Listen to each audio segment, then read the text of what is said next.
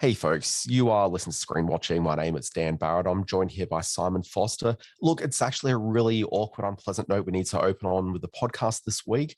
We made some comments in last week's show. There was some feedback given. And look, I think we need to address this. It's not really something which we can let the podcast continue to go on without really talking about it.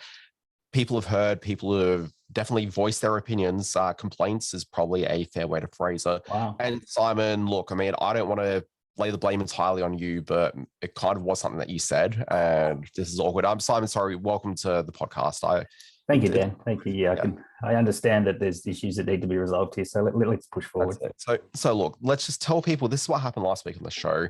It was a fairly innocent segment. The idea was in the middle of the podcast, we would talk about the top 3 movies that Tom Cruise had been in, like my favorite Tom Cruise films. Yeah. Simon's favorite top 3 Tom Cruise films. And look, Simon, he just got a bit excited and he doesn't know how to count. Nope. So he talked about more than 3 films and quite a considerable amount more than 3 films. If anything, I would say through the entire segment, Simon may have referenced his entire filmography. But, Simon, I want to make a comment about this.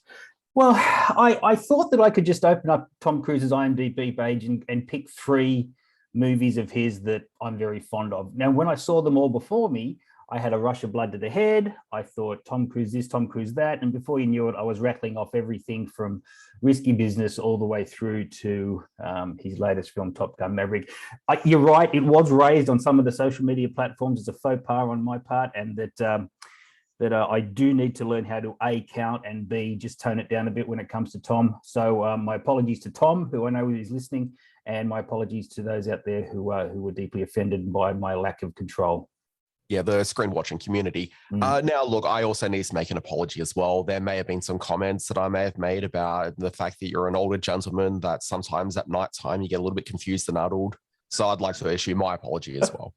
If you're going to apologize for every bit of ageism you bring to this podcast, it's going to be the apology podcast, quite frankly. Stop ranting. Get off my lawn, kids. Not like TV only better. Television! Teacher! Mother! Secret lover. What, that's it? That's your movie? Well, I said that I had an idea for a movie.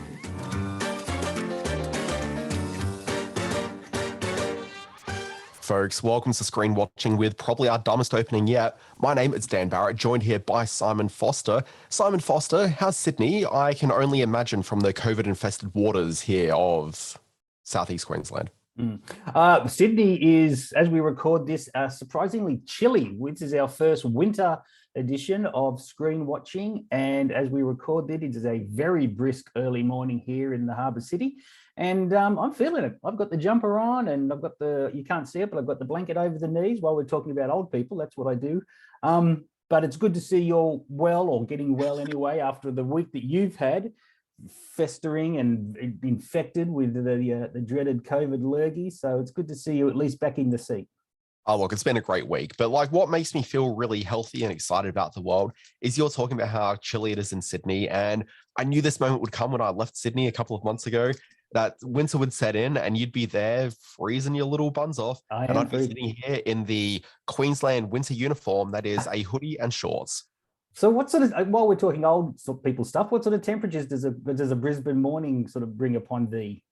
Oh, look, right now it's about 18 degrees. Oh, what? It's like about 6 degrees here in Sydney. So you win that one. I'll grant you that one. One thing that Brisbane does do better than Sydney is a warm winter's day. So all the best to you. And for those of you who are watching us on the YouTube podcast, a very pretty picture of nighttime Paris behind you. So it's a lovely time to be Dan Barrett. Yeah, look, so the reason I've got Paris behind me, and let's just roll into what we're talking about in this week's show. I'm going to be talking about Irma Vep, which is a brand new HBO drama series, mostly in English, but set in France. It's fantastic, but I'm going to give a little review for that in a short while. Spoiler alert, I think it's fantastic. I'm also going to talk about the new horror series From, which is currently streaming on Stan. And I'll be looking at 2 fairly small scale films, but 2 movies which have hit cinemas this week that I'm just a little bit in love with. One's called Mothering Sunday, and the other one is called Lunana A Yak in the Classroom. Okay, well, it sounds like the love is going to be overflowing in this podcast. So let's dive into it. I think a very strong change of pace for this pod, but let's see.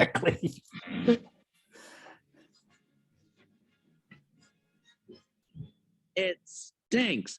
Okay, Simon. Irma Vep. I'm going to kick off with that. Let's do that. And this would usually be where I drop in a little audio sting, but I was not prepared to YouTube listenership. So what you'll find is the podcast listeners will hear they won't hear this. They'll just hear the thing. And this is also the part where I remember I forgot to actually load up the review on my phone here. Okay. Use yourself for a moment while I... So this isn't going to be in the podcast when it goes to where, but it will be on the YouTube podcast where you see the bare bones of podcasting creation. As we watch Dan stare at his phone. I'm very excited for Irma. See, I say Irma Vep, but I guess it's Irma Vep, isn't it? I think it's Vep. Sorry, I was just playing a Wordle game. Is that a problem? I figured that. Have you ever got it in one? I've never got it in one. I got it in one, but it was a fraudulent one. So it doesn't really count, but it remains as part of my permanent record. So, let's just stay quiet about that. But I've got it in 2-3 times. And then other than that, it's mostly a whole bunch of 4s. Have you ever played Hurdle where you get a 1 second at the start of a song and you got to try and guess the song? Look, I tried that once, but I don't know. I'm not great with those sort of music clips. I'm okay with it, but it's not my strength. Have you played Framed? Yes. Yeah. I play Framed constantly. I play that one, and the BFI, the British Film Institute, put out a single frame of a film every morning as part of their daily newsletter. And I play that as well. I love guessing the single frame from a film. I don't think I've ever got it in once. A couple of I have. I got the Joker the other week. Well, you don't get framed in one. Sometimes I do. I haven't done it. I haven't done it regularly. I was going to say this morning's, if you didn't get that one in one, I'd be very disappointed. Oh, okay. Well, don't frame shame me. I've done I'll have to sort of have a look at this morning's one. Are we going to review this TV show or not? Yeah, I guess so. This is just a bit of magic for the YouTube viewers. So, hi. Okay, here we go. I figured if they can deal with terrible backgrounds and low YouTube production quality, then they get a little. They can deal with our terrible banter as well. Good. Well, there's that also. I saw it as a reward, but half glass empty, whatever. Okay, here we go. Irma Vep. Alicia, is it Vikander? Is that how you pronounce it? Alicia Vikander. Vikander? Could I say Vikander? You can say what you like. Yeah, she's Swedish. Maybe she's Swedish, so maybe it is Vikander. I think it's Vikander. I'm going that way. Okay, here we go. Alicia Vikander stars as Mirror, a career hot actor who's just starred in several... Sorry, I'm going to start again. Sorry. Start again. This is my COVID nature. Tough room. Alicia Vikander stars as Mirror, a career hot actor who's just starred in several big Hollywood features, notably Doomsday, which is supposedly a big superhero movie with slightly loftier than usual artistic ambition, but it's still just a superhero film in her eyes. She's feeling creatively unfulfilled, so agrees to star in a European TV production, Irma Vep. Irma Vep's a remake of the French silent film classic movie Les Vampires, and Irma Vep is also an anagram for the word vampire, which serves as a metaphor for what we've got going on in the show. What is that metaphor? Hold tight, you'll figure it out yourselves in a second. The movie Irma Vep is in itself a remake of a 1996 film from Oliver Assayas about an actor who's doing a remake of Irma Vep. Now, Assayas is back here for the remake of his movie, writing and directing every episode. He's taken a highly meta approach and made his TV series about the artistically limiting process of making a sequel. He's a vampire. Like a creative vampire. I get it. Yeah, no, I get it. Yeah. Okay. So throughout the show, he weaves in footage of the original film, Les Vampires, as we see production of the new TV series within a TV show that we're watching. And yes, that's all really meta. But that meta discussion about sequels and movie making isn't the only thing that the show has going for it. The show's got a really earthy, grounded-ish story about a company of performers and craftspeople who are making a TV show. As I mentioned, you got Alicia Vikander as Mirror. She's the lead of both the show and the titular Irma Vep of the show within the show. As Mirror, I've never seen an actor on screen look so effortless. Vikander feels so natural and real in the part. And Mirror, as I mentioned, is in Europe working on the show as it's more artistically interesting than what she had been on. But she's also an actor who's expecting the niceties of a large-scale US movie production. This isn't an independent film, she rations to her agent over the phone. And that US agent, incidentally, is played by Carrie Brownstein, who folks will know from Portlandia and being a third of Slater Kinney. Now, Mirror is dealing with the emotional fallout of her ex-girlfriend / ex-personal assistant, who's just gotten married to the director of the last film that Mirror had been working on. Feeling wounded by it all, she reaches out to her ex-boyfriend, who's filming a movie nearby the current location of Irma Vep. Now, while Mirror is the main focus of the show, she's not the only character that we're following. There's also the series director, Renee, who is a movie director, but he's explained that he's not interested in movies anymore, so he's doing this TV show. Renee, he's got some mental health issues that limits his tolerance for other people, and that's not great for a guy who's directing a TV show. And he's doing okay at the moment. He's on some really heavy-duty medication, much like myself, but the insurance people generally won't bond the show because of the medication, so it puts the whole production at risk. And then you've got a makeup artist who works on her own schedule, not of the film. And then you've got an actor who's insistent that he can't find his motivation, and it's integral that they establish the passion between his character and his partner on the show. It means that he's desperate for a sex scene, but how true are his motivations there when the actor playing his partner is his ex-girlfriend who also wants little to do with him? Oh my God. I know, there's a lot going on here. There's a lot going on. There is. There's also all manner of smaller sides and interstitials that build up the world of the show. You got small scenes with the main characters that are just world building asides. But then there's also other little moments throughout the show, which build up the external world of the tradespeople who are working on the series. There's a really amusing moment, sort of fairly notably in maybe the second or third episode, where in between shots that they're filming, there's a reverent conversation taking place about the craft services table on the Emily in Paris Netflix production. So it's a very contemporary sort of real world feeling series here. Like you imagine those conversations are actually taking place on European productions everywhere. Sure. Now, every episode, it opens with a really incredible opening title sequence that really stands apart in the landscape of really tight and raw opening titles. And every episode ends with a James Bond style title card, which tells us what the next adventure is going to be called. Now, all of that's highly silly, as this is a very human drama show without any adventurous stakes beyond the high stakes of the human heart and or ego, but it gives the show a really cheeky adrenaline shot every time at the end of every chapter. Now, I absolutely adore the show. Irma Vep's enchanting. It's a loving, thoughtful show which captured my attention from start to finish. The show looks incredible, with the show taking full advantage of the French location. And then there's the very watchable cast of characters who all feel very authentic in their roles. Irma Vep, it's a mature adult drama series that's part hangout show, part mood piece, and part metatextual art wank, with Oliver Assayas working through his feelings about remaking his own movie, and it blends together to be an absolute treat. This is absolutely going to the top 3 of my shows for the year in 2022 without question. Irma Vep will be streaming on Binge from June 7, and if you're in the US, HBO.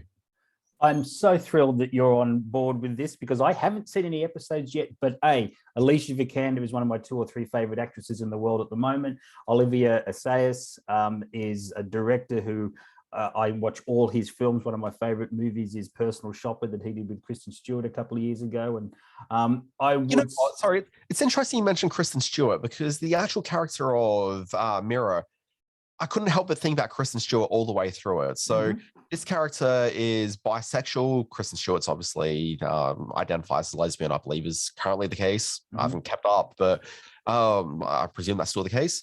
It just kind of felt like she was playing very much a Kristen Stewart type, in that she's someone, because Kristen Stewart's been doing a bit more commercial fare recently as well. Yep. And so I kept on thinking about her in terms of someone who has a strong artistic element to her. And I think because they're both kind of wayfish actors, they kind of seem a little similar to each other in that regard.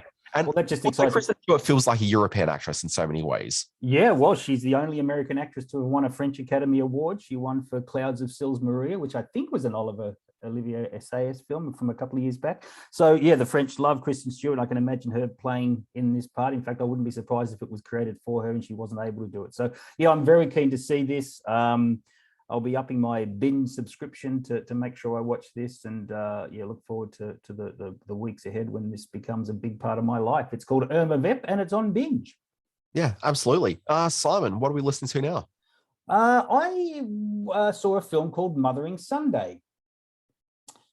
We're playing a clip now. Yeah. Feeling akin to the... It might be interesting for people on the YouTube video, if you've never watched this before. We don't actually perform the clips. I know it sounds very sort of, we're on the stage treading boards. There was that time that we did try to do it with Thailand shadow puppets, and it never quite worked out properly. So yeah, not great podcast fare. No, it didn't work the podcast. So we shelved that. Anyway, can I do my review now? Yeah, I guess let's do that. Okay.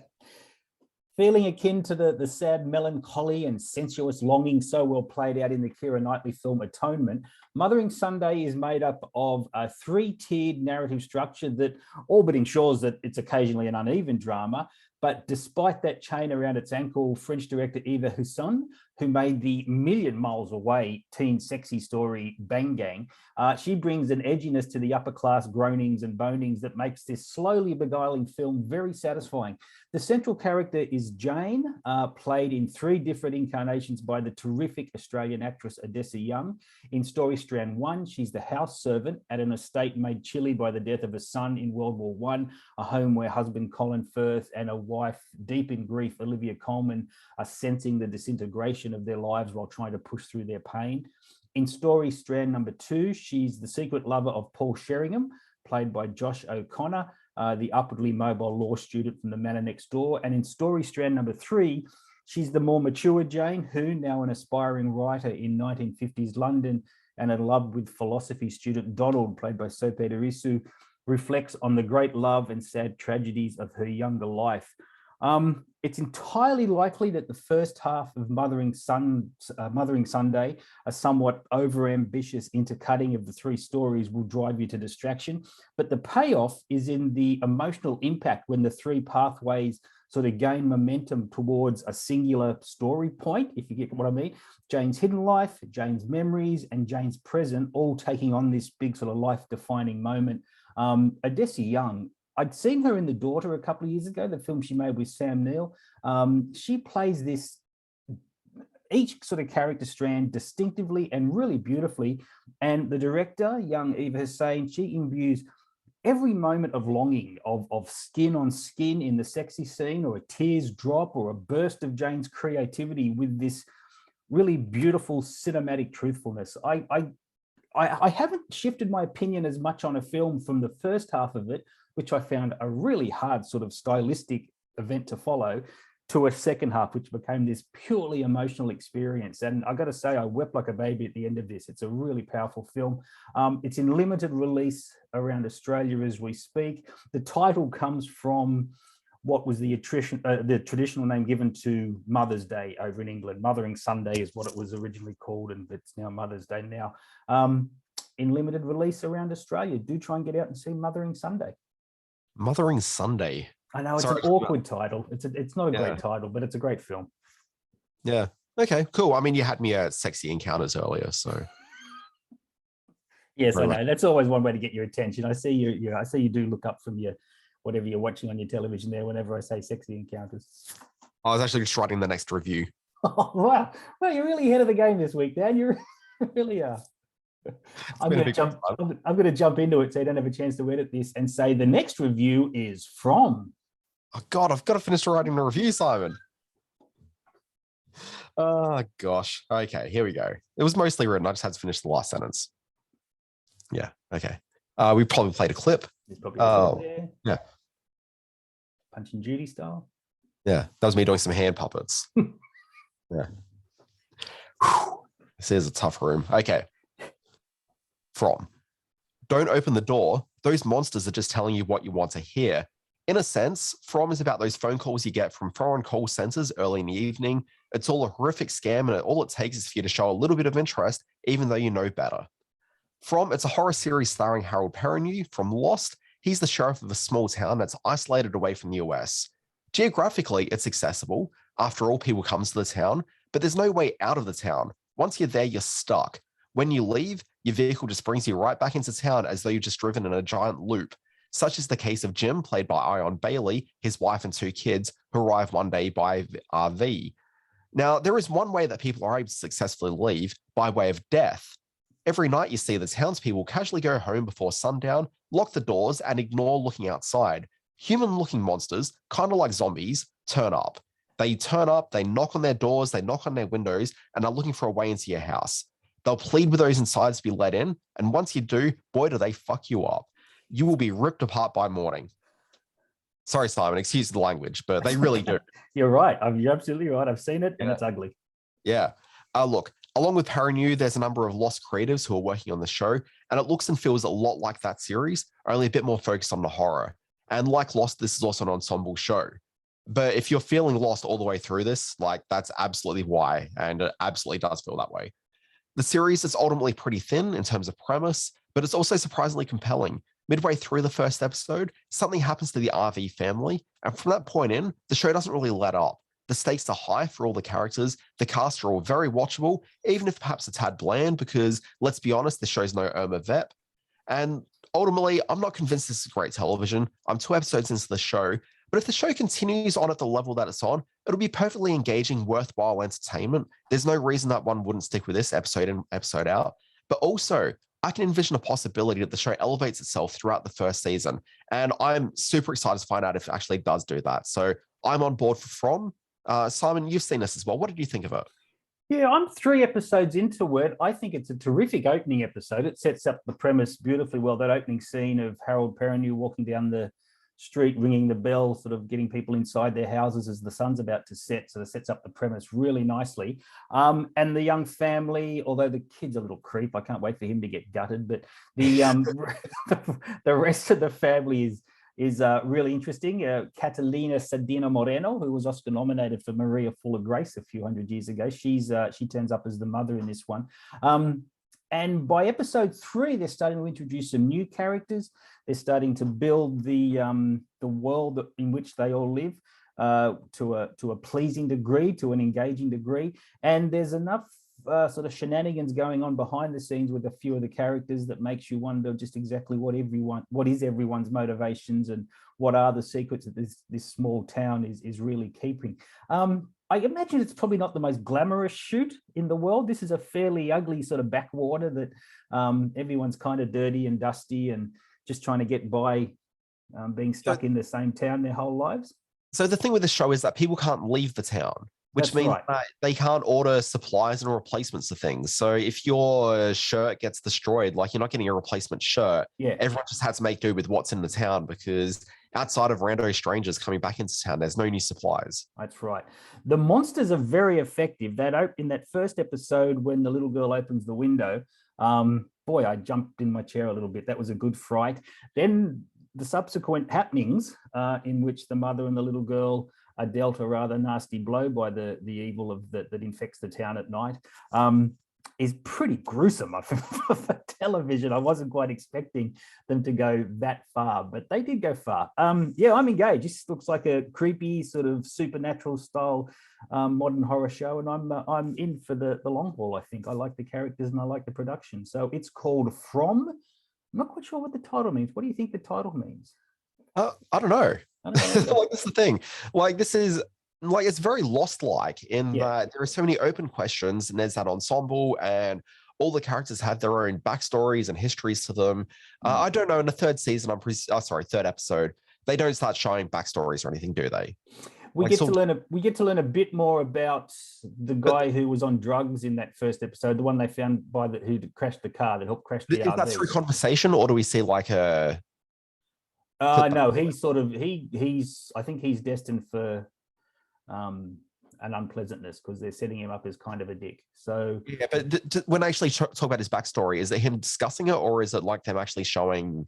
No, there's no flashback. No. Okay, no, they entirely stay in the village, in the township. So there's lots to learn going down the track because it is a fairly big ensemble piece, and the township split into 2 sort of groups: those that live in houses and those that live in the colony up on the hill. So it's it's an engaging, interesting premise, and I'm gonna stick with it. Yeah, look, absolutely. So I wouldn't say I'm deep into this, but I've got some expectations. I won't be disappointed by it. What more can you ask for? I was able to see a little while ago now, but it stayed in my memory, a film called Lunana A Yak in the Classroom. Sorry, what country is this from? That's from the beautiful country of Bhutan. Okay, so we're going to be playing another clip that has next to no dialogue, and it's just people tapping on windows. Is that where we're at? Well, there's yak noise. You can put some yak noise in here. What noise does it? Okay, I'm trying to work out what a yak sort of noise would be. Would it be something sort of like this? Is that a yak? That sounded a bit Cookie Monster, but yes, that's kind of a yak. Okay. Are you trying to get out of putting a clip in there by just making your own yak noise? What the hell's happened to this podcast? I don't know. All right, here we go. 3, 2, 1. A young teacher in modern Bhutan, a young man named Ugyen, he shirks his duties while planning to go to Australia to become a singer.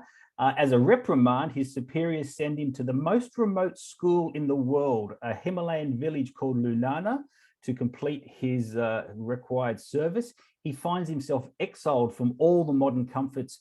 After an arduous 8-day trek just to get there, he finds a little village with no electricity, certainly no textbooks, not even a blackboard.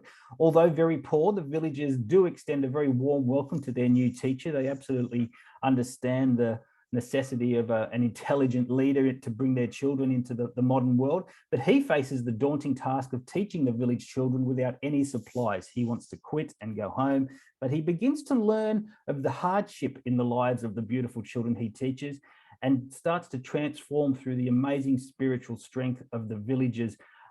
This was one of the very few films that's ever been made in the Kingdom of Bhutan. It is all the children, all the villagers in the film are from the township of Lunana, where the film was shot. The production loaded 65 mules with cameras and solar panels and batteries for the 8-day trek up into the mountain to film in the village of Lunana. And it earned the film the Best International Feature Film nomination for only the first time ever from the Kingdom of Bhutan this year. So this is an extraordinary piece of work. It is the actors on screen, or the non-actors on screen, are so beautifully natural. Wait till you see the young girl who plays the head of the class. She's just so enchanting and so lovely. This is not any type of original story. We've seen this teachers change the lives of students and students change the life of teachers kind of story in everything from Mr. Holland's Opus to Dead Poets Society to Dangerous Minds to all those sort of American films. But given the setting, the honesty, and the general sort of air of authenticity that the director creates with Lunana A Yak in the classroom, this is really something special. The title comes from the decision to actually place a yak, a large hairy cow, inside the classroom, because the entire village is run on yak poo. They generate all their energy, they generate all their building materials from adapting yak poo into the way of life up there in the village of Lunana. So by placing a yak in the classroom, it gives it some sort of spiritual energy to help the kids learn and to inspire the teacher to make things good for them. So love this film, in limited release, but do try and get out and see it. It's not like anything you'll have seen this year. Yeah, I remember growing up, I feel there were a few yaks in my classroom as well. Yeah, I can imagine you going to a school with yaks for sure. Yeah. Simon, shall we move on? What else have you been watching this week? What else have I been watching this week? He says, changing the page on his laptop. Here we are. Well, I binged all of the David Attenborough Prehistoric Planet series on Apple TV, which was just beautiful, extraordinary. I'd sort of given it a pass because I've seen CGI dinosaurs enough over the years, but the way they create these amazing dinosaurs, B, the very sort of up-to-date and modern interpretation of what dinosaurs look like. Did you know most of them had feathers? They weren't just the big giant lizards of Jurassic Park. A lot of them actually had small coatings of feathers on their skin, which is quite extraordinary. So this is the thing with dinosaurs post Jurassic Park coming out. So when Jurassic Park was released, I think the general consensus about dinosaurs really were they were sort of just large lizards. Oh, it has been, forever and ever. Yeah, but I think that post then they've actually just learned a lot more about the actual physiology and sort of going off more than just the bones that are left behind. Yeah. And so they've actually sort of come to understand that, like even in Jurassic Park, you've got the Sam Neill character that refers to the dinosaurs as being sort of like large birds. Yep. Like they think that the thinking is that they actually were more bird-like than the lizard visage. Yeah. That's really sort of led us to believe. Hollywood has lied to us. Oh, I can't believe that's true. And the way they're portrayed in this amazing series is so that they're given a life in much the same way that Attenborough so perfectly creates, the life of the puffins or the life of the fur seals or something like that. They're given this very intimate sort of life together. We learn their mating habits, their parenting habits, the environments that they live in is explained. It's a pretty extraordinary 5-part series. Each of them runs about 42 minutes. And boy, if you can get Apple TV and have a look at this one, it's some of the best stuff I've seen on television all year. I also watched very quickly I had never seen the old Rob Lowe, Andrew McCarthy movie Class, in which Jacqueline Bisset has an. What are you smirking at? I tried watching this a couple of weeks ago, and I couldn't really make it more than a few minutes in. Yes, there are elements of it that are particularly dated, but Oh boy, is there! It's a Gen X sort of rite of passage that somehow just passed me by. But has there ever been any better casting than Jacqueline Bisset playing Rob Lowe's mum? Because they're both such beautiful people, and they look so much alike. It's a great bit of casting. Sorry, can I give some better casting than that? Yeah. Rob Lowe taking over the role of number 2 in the Austin Powers movies. As from Robert Wagner, it's a perfect bit of casting. So yes, Class. I finally caught up with it after 40 odd years.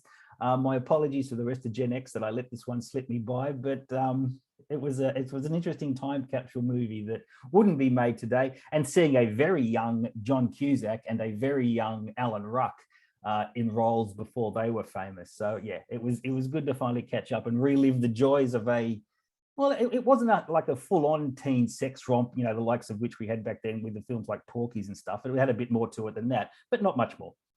Yeah. And you can find that on Tubi, and that's Tubi. Yeah. It was a great, once again, Tubi, I'm just loving it. It wasn't a scratchy old VHS master. It was a beautifully sort of colored widescreen version of the film. So yeah, good on you, Tubi, for bringing these old films back, even if we didn't ask for them. Yeah, look, most of my week has been taken up with my ongoing rewatch of The Good Wife, so that's been carrying on. And with a household of, unwell people, it's been everyone's been happy just to watch that same thing at that same tempo, just going through for the week. So Sure. My ability to watch a lot of rando things on the side hasn't been great, because when everyone else goes to bed, which is usually what I can fit in 1 or 2 extra shows, basically my COVID status said, "No, Dan, you need an early night." But I did manage to watch the new Norm Macdonald special that dropped on Netflix. So okay. This is a interesting production in that Norm knew that he was not in great shape. Obviously, Norm Macdonald passed away a couple of months ago now. But basically what had happened was he knew he was unwell. He was going into hospital for treatment the next day. And so he and his assistant, they just had him recording a stand-up special. So for the months leading into that, it was like at the beginning of COVID, he was really keen to go and perform on stage and do this show. But his shows kept on being cancelled because of COVID. Yep. And so he's there thinking, well, I've got all this material. I'm about to go into hospital. Let's just get the material out. So at least that way we've got it recorded, and, I can just get on with, trying to get better. Obviously, he never got to perform that on stage, but we've got this recording now of him having done this show. And it's pretty much just him sitting at a desk, not too dissimilar to you and I right now, with a podcast microphone, just talking into a laptop. And you really are looking at a video just perched over the top of the laptop. And he's just doing his entire set in one take. Like, there's not multiple takes on it. And it's performed the same way as he would be if he was up on stage, only he's recording it as a podcast. And watching it that way, the material, it's classic Norm. There's a lot of really strong material in it. There's meandering asides. There's everything you really want from a Norm Macdonald experience. So if you're watching this and you're a Norm fan, there's no way that a Norm fan isn't going to watch his last recording. Like, that's just not going to happen. Yep. But at the same time, it's not a chore to get through, like it is entertaining.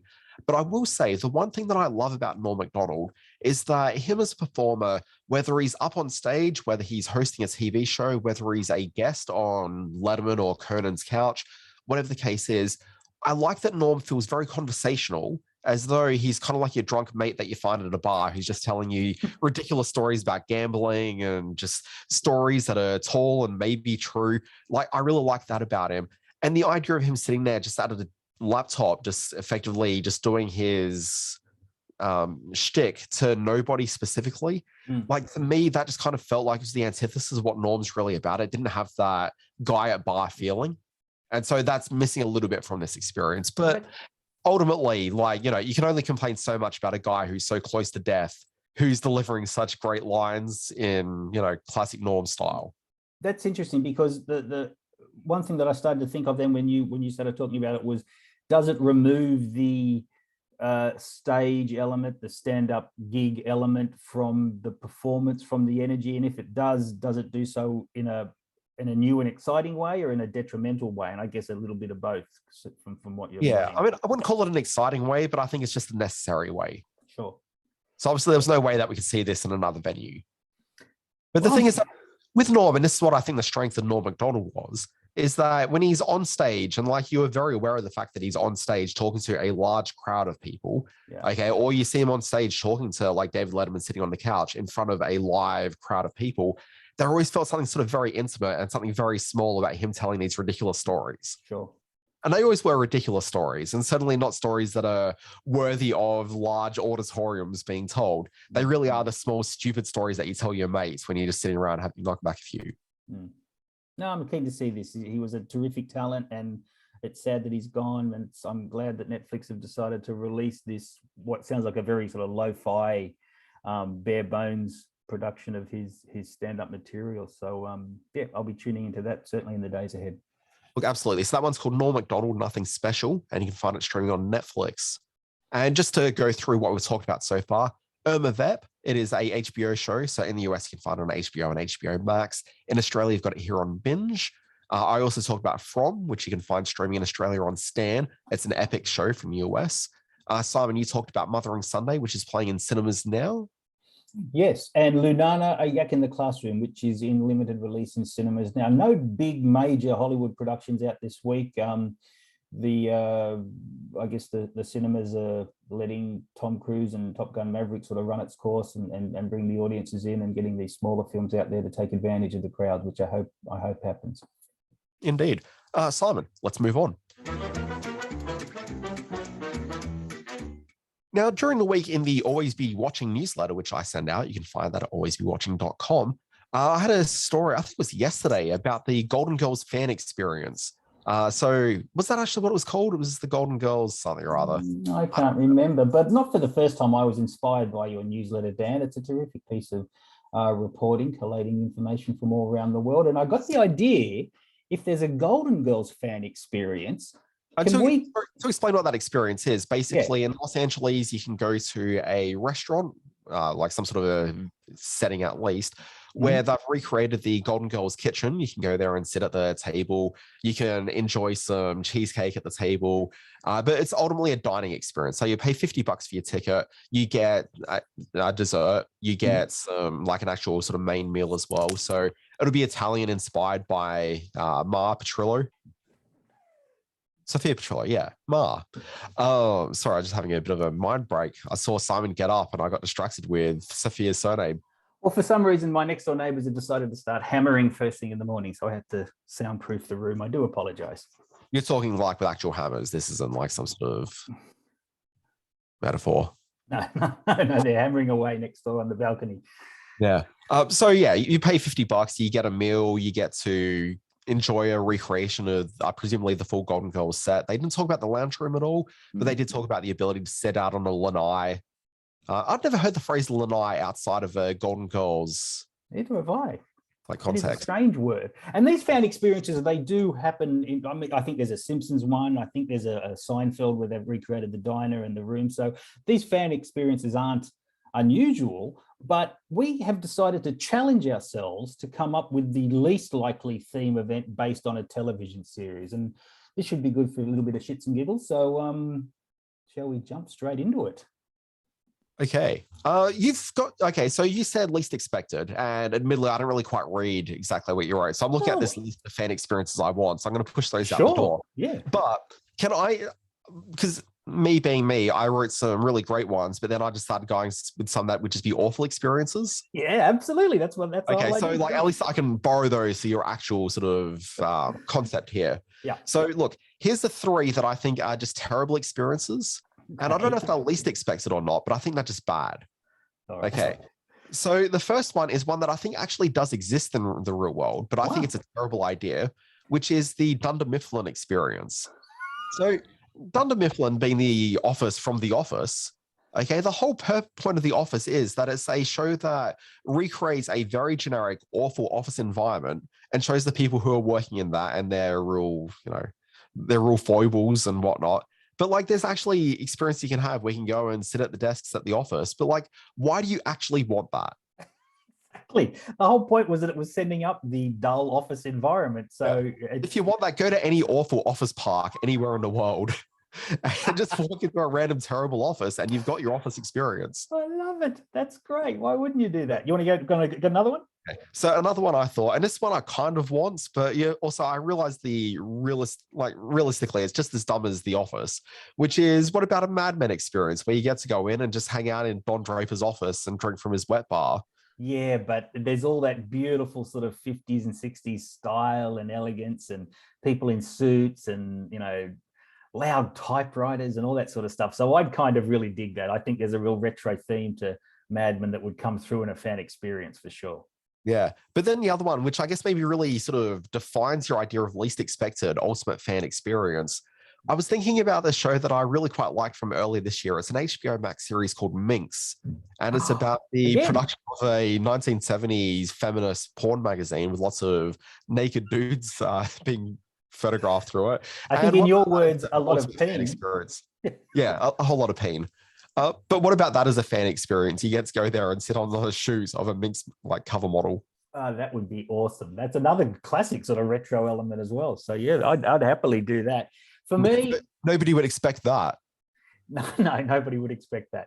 The least expected fan experience, and I honestly can't believe they haven't done this in the hills above California, just for the fans of the show, is a MASH experience, creating a MASH hospital that you can walk through and you can visit the house, the tent where Hawkeye and BJ had their still, and you can go to the blood-soaked operating room. You can have announcements over the loudspeaker. I think the MASH experience would actually work really well, albeit being very disrespectful to any soldiers who passed away during the Korean War or any of the doctors who were there. But I think MASH would work really well.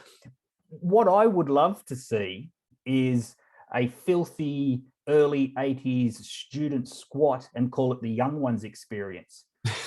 Get people to walk through a filthy inner London student squat filled with all the most disgusting elements that we saw in the Young Ones TV show, and allow them to enjoy it, going through the kitchen and through Neil's bedroom upstairs and all that sort of stuff. I think that would be a lot of fun for fans of the series.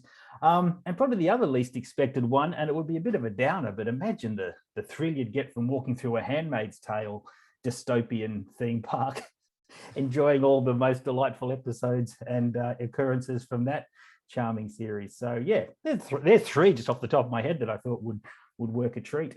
The thing is, I guarantee there is a certain class of fairly moneyed up literary types that would absolutely pay significant money to do a Handmaid's Tale experience without understanding the irony of any of that. Yeah, I think you're absolutely right. The other one that I did have an idea for, and I think this would work really well, and I know you'll appreciate it because of our love for the late night talk show format, would be something called the Late Night Experience, where you could go from set to set of all the great late night talk shows over the course of television history. You'd visit the Jack Parr one, you'd visit the Mike Douglas one, you'd do Johnny Carson, you'd do Jay Leno, you'd go to the Letterman, then you'd go to Conan, and you could visit all these different sets, which are essentially just a desk and two chairs, but you'd have all the other sort of trappings of late night talk show television, and there'd be, you could press a button and hear history of the show, and you'd have the stars themselves sort of introducing elements of it who are still with us. So I just think that's not a bad idea. I might stick with that one, patent pending.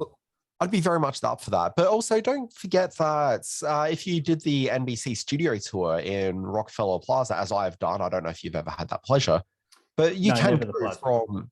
Yeah, you can go from obviously the Tonight Show soundstage to the Late Show. Wow. That's a fascinating... Not Late Show, that's CBS. The Late Night. Sorry, Late Night. Late Night, yeah. I did the Sony... It took longer to connect that than it usually would, sorry. It's okay, it's the COVID. I did the Sony Studios tour when I was working with Sony Pictures, and I went on to the set of... Jeopardy? Yeah, onto the set of Jeopardy. Yeah, that's where I was. And there was nothing shooting on the lot at the time. They were sort of between. That's where I met Jason Beggy, who I recall from... How you pronounce his name? Yeah, from he was in the film Monkey Shines. He was in one of my favorite X-Files episodes, and he sort of walked towards us. Turns out he's a bit of a right-wing NRA nut in real life, so I didn't know that at the time. But wait, is it actually true? Because he was a Scientologist. Oh, well, that could be all part of it, yeah. Yeah, he's actually really good mates with David Duchovny, apparently, which is why he's in that X-Files episode. But yeah, he's since left Scientology, and I don't know, maybe he's a bit directionless and found his way with the NRA, perhaps. I'm not sure. I don't know that much about him, but... yeah, but I was on the Jeopardy set on the Sony studio lot, so that was a big deal. That was back in '95. God, all those years ago. So there we go. Yeah. What about a Twin Peaks experience where you go from, you could get from the room where the little fella sort of talks backwards, and then go to the bar, and then go to the beach where she was found wrapped in plastic? That could be fun. I mean, it could be fun, maybe. Yeah, fun's not the word, but... Sorry, I was thinking in terms of, because we're talking about least expected. Yeah. Have you actually gotten around to watching the show The Nick yet? No. Oh, Simon, you're really wasting your time. I don't know what Soderbergh and Clive Owen, if I understand. You raved correct. about it on previous episodes of Screen Watching. Yeah. So, yeah, one I've got to get around to. Yeah, it's fantastic. You would love it, but, you know, you haven't done it.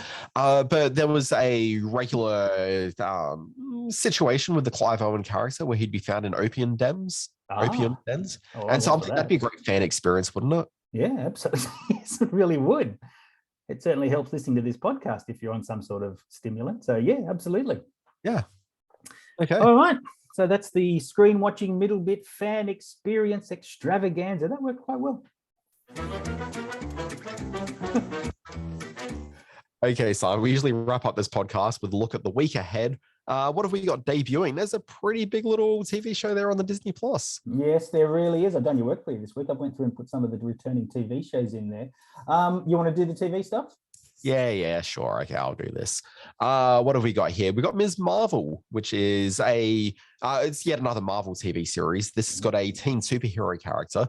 Now, what's notable about this is that the show is a bit more young adults orientated than we've seen with most of the Marvel shows to date, which I think is very safe to say is certainly been more adult focused. Yep. So I think this is going to be an interesting one, and interesting more in terms of the way that audiences react to it, because it's got to look and feel quite different. Yeah, I think so as well. And there's been the young adult element of these superhero shows hasn't been so crash hot lately. I know that Naomi show kind of came and went without much of a trace. That was garbage. Yeah, so and I know there was another one that I'm just trying to think of. You know, of course, Supergirl has been a hit all these years, so maybe there's an element to sort of fall back on them. But she plays. Supergirl's an actual adult woman. Like the actual name Supergirl is a bit of a misnomer. Yeah, that's true. I'm keen to see what they do with Mrs. Marvel, but yeah, it might be a bit of a Ms. Marvel. Ms. Marvel, pardon. First of all, you know, the 70s are, you know, well and truly gone by now. We can go with Ms. without having to assume that everyone's a Mrs. But also she's a teenage girl. And a teenage Muslim girl as well. So they've got that to sort of deal with the American culture. So a lot of criticism around this show that they've changed her superhero power set. And the thing is, with Ms. Marvel, that's actually not really what's important about the character in any possible way. It's about the fact that she's a Muslim American teenager. Wow. Like, that's what the character's about. It's not about the superheroes. They're like heroics, really. I'm keen to see what they do with this. Have you been following The Boys? The Boys season 3 started this week on Amazon. Are you a fan? Look, I wouldn't call myself necessarily a huge fan of the show, but like I think it's definitely had some really strong points and some weak points sort of throughout the run of the show. I think the first season was a lot more interesting than the second. They played around with ideas of superheroes versus religion, and not necessarily like religion per se as much as if you think about it in the US, like US particularly, and I guess maybe falls a bit more in terms of like that sort of Hillsong style approach to religion, where it's large scale venues with lots of music and dance, and it's about like celebrity rather than necessarily about faith, even though it's sort of draped in faith. They sort of looked at superheroes as being sort of part of that sort of faith-based entertainment in the US. And that was really interesting, but that kind of fell away in the second season and became a little less textually interesting. But like all the sort of gross, dirty jokes and everything sort of remained throughout. I've had access to season 3 of The Boys. I just haven't had time to get to it yet, which will I'm sure upset fans of the show, because fans of that show are passionate. Yes, and people like, you had screener access to season 3 of The Boys and you haven't watched it. And it's like, yes, that is true. I did not watch it. Yeah. I threw this one in here because I'm a big fan of her. It's called Backstage with Catherine Ryan. She's a Canadian comedian who's set up a nice career for herself over in the UK. And in this one, she goes backstage with a whole lot of her UK comedian friends and so who riff on their life as comedians, a bit more natural backstage footage, totally unscripted. It starts on Amazon on the 9th of June, and as a fan of her, I'm keen to see what she does with this. This looks like a lot of fun. Yeah, I don't know. Catherine Ryan's feeling a little overexposed to me at this point. Oh, she's never not anywhere. Absolutely right. Her podcast is quite personal and quite an interesting sort of engagement with her mind. But yeah, she is one of those British sort of comedic standards who turns up on every single show that comes out of the UK. That comedic panel show thing that the British seem to do ad nauseum is all over our televisions. Yeah, look, I don't mind the panel thing, but yeah, there's just a lot of Catherine Ryan. Something that's really worth mentioning is Floor is Lava is returning to Netflix. In fact, it's there right now for you for season 2. What I find astounding about this show, which is hugely entertaining and is on my list of fan experiences I'd like to be able to... Exactly, yeah. Love to get into that. I don't understand how it's taken this long to do a season 2 of Floor is Lava. COVID? Is it a COVID thing? Did they just shut down production between... But I mean, like the whole thing with Floor is Lava is that you've got a small team of people that know each other. So effectively, you've got a bubble of people and they're just in a room, like solving a mystery box sort of a thing. Like it's not like it's very COVID safe from what I can work out. And it was certainly the talked about show, 18 months ago, 12 months ago, something like that. Sort of, it was the buzz item. It's maybe a little bit been taken over by Is It Cake, which is the new sort of crash hot, crazy Netflix oddity that seems to be everyone's talking about. And a second season announced for that. Let's see if they get to Is It Cake on TV quicker. Yes. Let's hope so. Well, they can go off, so they've got to eat them. And I know you're not too enthused by this. From what you said in your newsletter through the week is Physical Season 2 has hit Apple TV. I was a huge fan. You were not, but I'll be tuning in to see what Rose Byrne and the cast gets up to. Murray Bartlett from White Lotus joins the cast this year, which I'm keen to see what goes on there. Murray Bartlett, I saw on an episode of The Good Wife this week. He's a very talented, very funny Aussie actor. Something that's worth noting, is that we've also got the season 4 return of Borgen, one of the best TV shows of the last ever.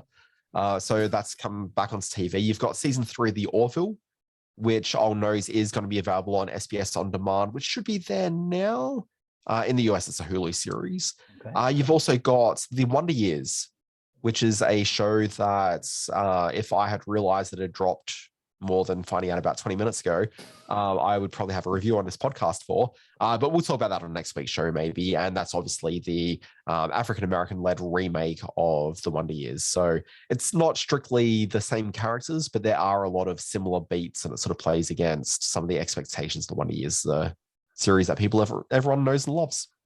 In the movies debuting on streaming in the week ahead, a lot of good reviews are coming through for the Netflix movie Hustle. This is the Adam Sandler's first film since Uncut Gems. He plays a basketball scout who discovers a once-in-a-lifetime player and decides to bring him to America for one shot at NBA glory, which sounds very much by the books, but by all accounts, the film is much greater than its synopsis suggests. So it's called Hustle. It starts on Netflix on June 8. And a documentary on... Wait 1 second. Sorry. Yeah. In terms of Uncut Gems, obviously he's working with the Safdie brothers there. Is he doing this with an interesting director here? Don't know. I don't know. I'll have to find out. But yeah, from what I understand, it's another sort of serious shot at dramatic acting for Sandler away from his sort of Billy Madison type of comedies. So we'll have to wait and see. If only there was some kind of database about movies on the internet that would allow us to look that up. Funny you mentioned that. I just did that. The director of the film is a guy named Jeremy Zaga. Don't know. And sorry, Jeremiah Zaga, apologies. And he's best known for a 2018 film called We the Animals, which I don't actually know.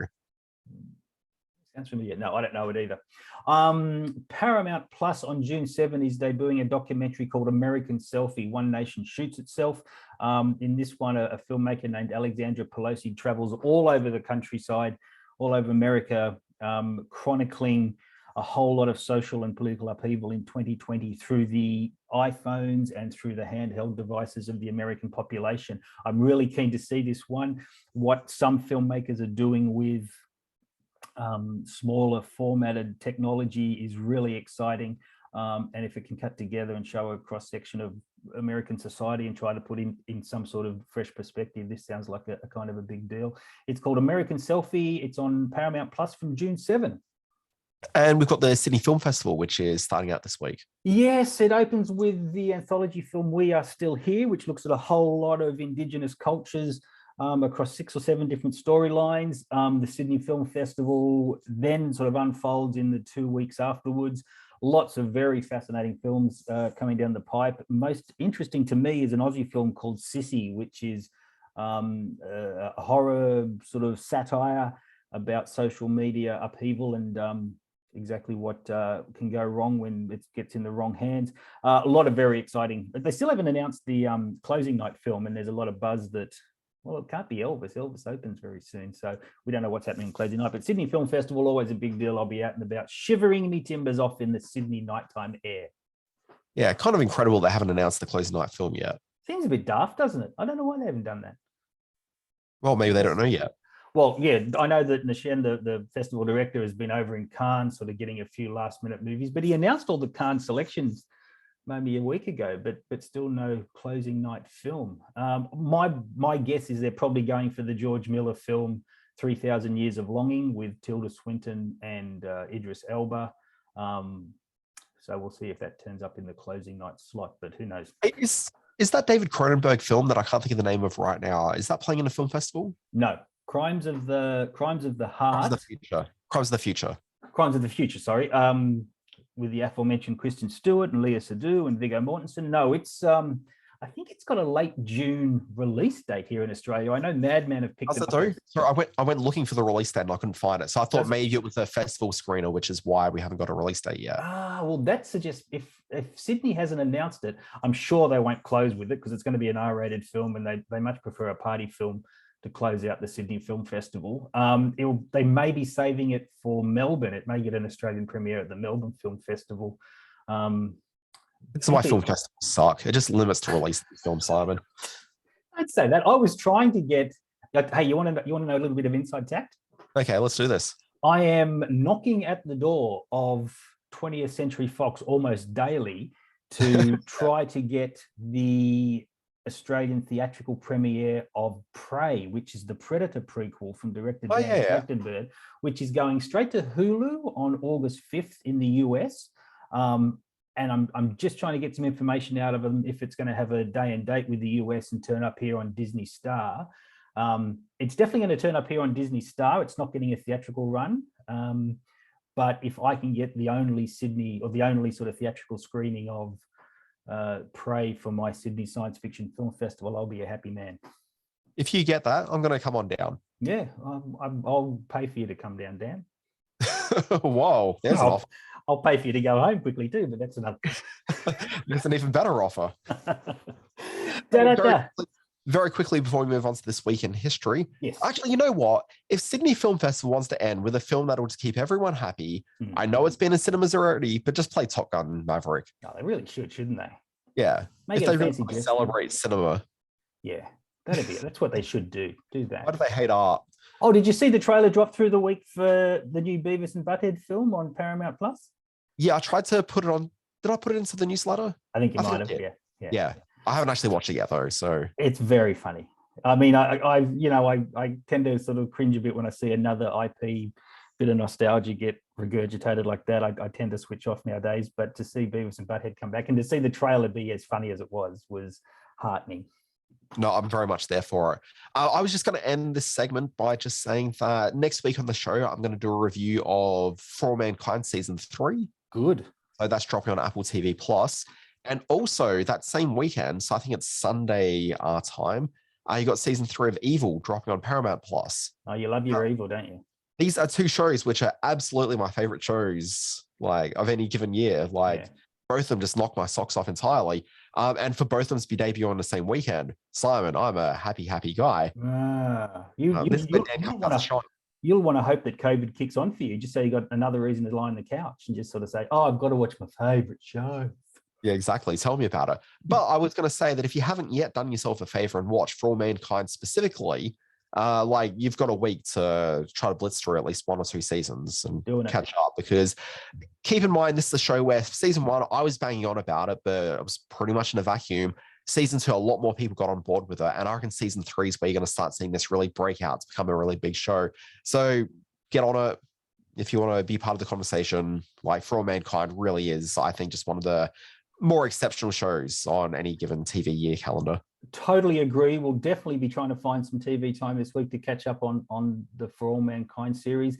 I do have a big week with screenings ahead. We have the Sydney premiere of Jurassic World Dominion happening Wednesday night, which I'm very excited about, of course. So I guess I'll be reviewing a little bit of that next week on the show. So good news. I get out of COVID isolation on Wednesday morning, which means I can get to my Dominion screening that night. Yay, there you go. It's all happening for you. That's great. All right, this week in history. Gotta play Sting first, Simon. Jesus. Okay, this week in history, let's go. June 5, 1998, The Truman Show starring Jim Carrey is released. To good but not great box office ultimately, but it has just become an American classic over the years and still one of my favorite Jim Carrey movies for sure. Yeah. June 6, 1998, Sex and the City premiered on HBO, starring a young ingenue named Sarah Jessica Parker. Look at this day, June 8 in 1984, both Joe Dante's Gremlins and Ivan Reitman's Ghostbusters premiered in US cinemas on the same day. What a heady day for the American moviegoer it was. Do you remember where you were when you saw Ghostbusters? I went to the Sydney premiere of Ghostbusters. Look, these were both films that came out when I was 4 years old, so great. I can't say I saw either of them in the cinema, but I did see the sequels for both of them in the cinema. Okay, that's good.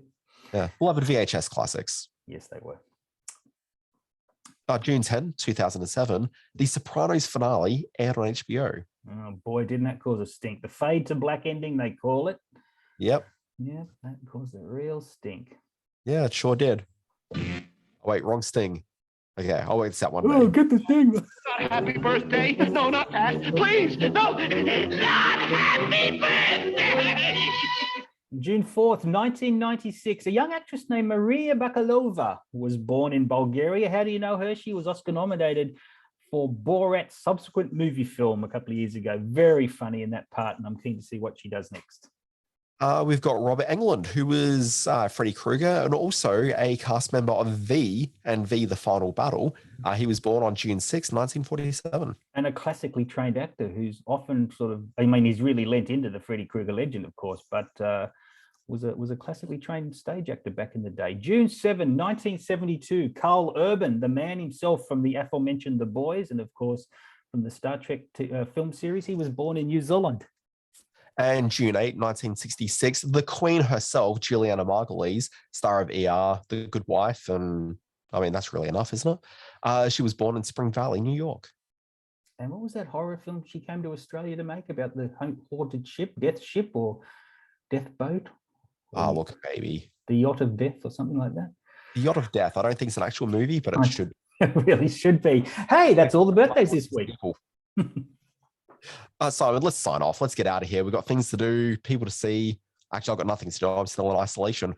Folks, thank you for listening to Screen Watching. My name is Dan Barrett. You can find me on Twitter at the Dan Barrett. You can start your day with my free newsletter. It's called Always Be Watching, and find that one at alwaysbewatching.com. It's got the big stories in TV, streaming, and film. And on Fridays, you got the Always Be Streaming newsletter, which recounts the big shows that launched that very week, with the caveat, if your name is Glenn, because Glenn has been trying to receive my newsletter and it's not turning up in his inbox. And I literally just got an email from him right then saying that he's still having problems. So this is the sort of service support that you get from Dan if you subscribe to Always Be Watching. There goes your Saturday. You're trying to fix Glenn's newsletter problems. I'm Simon Foster at Simon R. Foster 1 on the Twitter, at screen-space.net. You can read all my rantings. Do visit the Screen Watching Facebook page at Screen Watching Podcast. Our YouTube channel is getting updated this week with some very cool stuff, some new trailers and a couple of new interviews as well. So there's lots going on in our social media space.